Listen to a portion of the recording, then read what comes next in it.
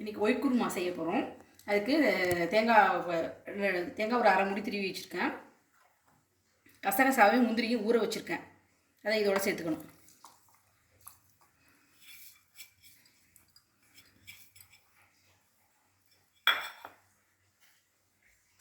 சோம்பு, பட்டை, கிராம்பு, ஏலக்காய்,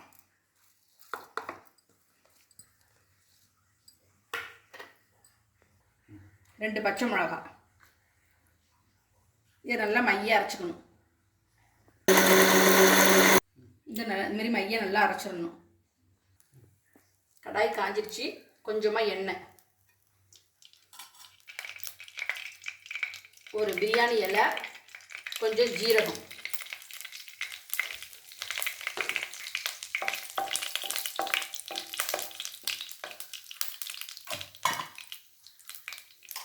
பெரிய வெங்காயம்,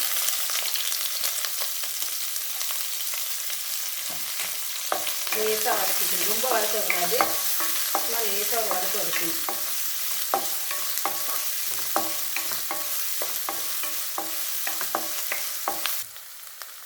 இஞ்சி பூண்டு விழுது,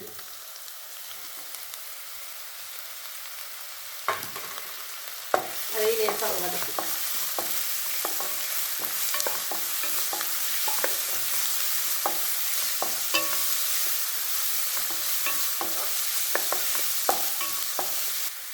உருளைக்கிழங்கு, பச்சை பட்டாணி, ஃப்ரெஷ் பட்டாணி,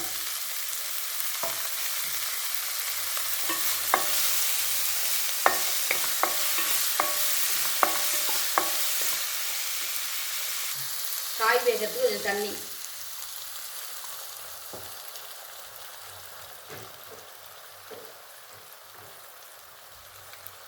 உப்பு. இதை மூடி வச்சு வேக வச்சுருவோம்.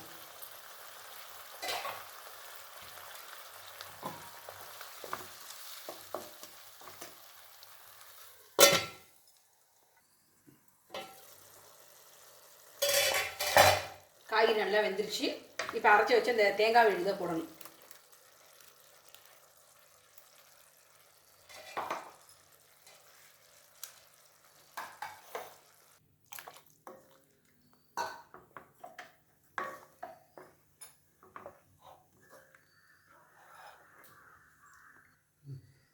தேங்காய் விழுது போட்டு நல்லா கொதிக்கணும். இப்போ உப்பு சரியாக இருக்கான்னு செக் பண்ணிக்கோங்க. பத்தலைன்னா போட்டுக்கலாம். ஒரு ஸ்பூன் ஜீனி,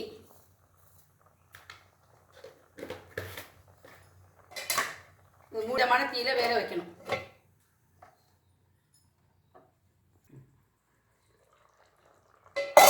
இப்போ நல்லா கொதிச்சிருச்சு. இப்போ பச்சை கொத்தமல்லி,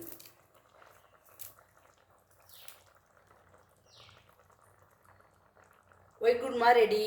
இது சப்பாத்தி, பூரி, நான், தோசைக்கு கூட தொட்டு சாப்பிட்லாம். நான் இன்றைக்கி கீ ரைஸ்க்கு செஞ்சுருக்கேன். எல்லா வித புலாவுக்கும் தொட்டுக்கலாம் அந்த ஒயிட் குருமா. நீங்களும் இதுமாரி ஒரு தடவை ஒயிட் குருமா செஞ்சு பாருங்கள்.